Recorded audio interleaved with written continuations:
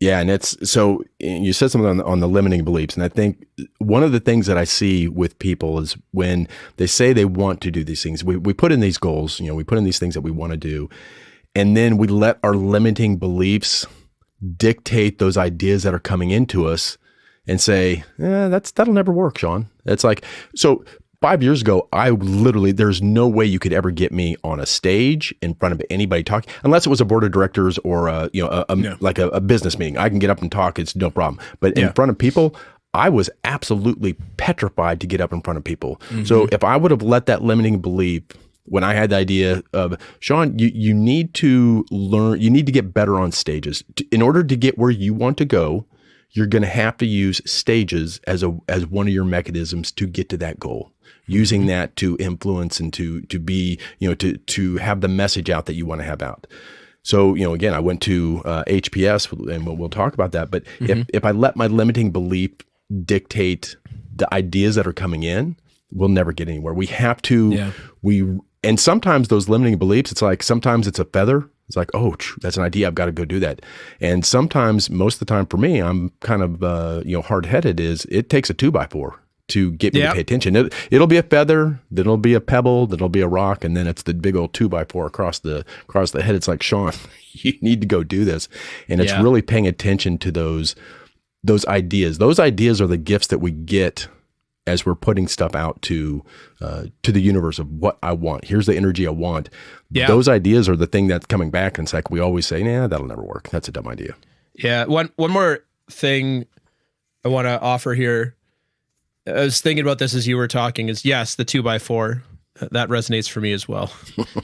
Usually it's my own 2x4. Sometimes it's my wife's 2x4, but either way. Oh, she's got a 4x4, not a 2x4. Yeah, she's got a 4x4. One thing that I find interesting is you hear people say how badly they want something. And I'm just going to use an example of a conversation.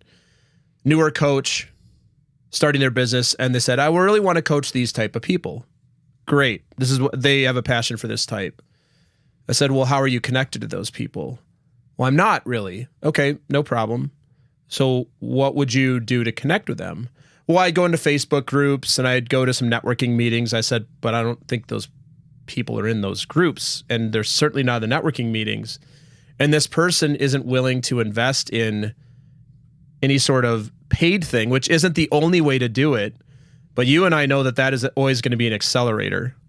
Yeah. And so this is something I see for entrepreneurs, and I'm speaking to myself too, because there's areas in my business where I am living the same thing. Is people say they want something, but then if you watch them, you would not think they wanted it very badly. And I know you're a leader of people. You've been a leader of people. Like you said, you sold a company. And in your corporate career, you see this all the time in corporate. This is what I want. I want to grow my career in this. And but your behavior and your output does not show me that at all. So this is the opposite. And so this goes back to I always believe the universe is paying attention to, well, you say you want this, but if I watched you, which universe, God, spirit, whatever you want to define that, is I'm watching you and I'm not seeing that. I'm seeing just the opposite. You're taking a nap instead of doing this thing. It always comes back to the naps. So I just want to offer that up to everybody listening to take a look at yourself. And somebody on my podcast, this gentleman, Alan Stein, I don't know if you know Alan, he's got some real gems. He said something, I don't know if he stole this or if this is his original. He said something like, you can know most of what you need to know about somebody. Most of what you need to know about somebody is their bank statement, their pictures on their phone, and their calendar. And with those three things, you can know almost everything about somebody. I said, yeah. Easier, go to where they live.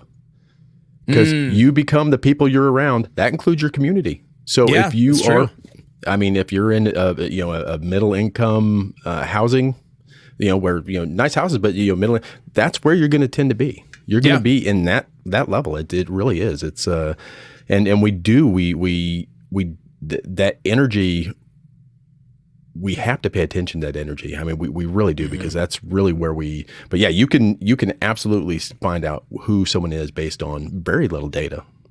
Yeah. Again, and people have been saying this. You go back to what was Jim Rohn. You become the average of the 5 people you hang out with the most.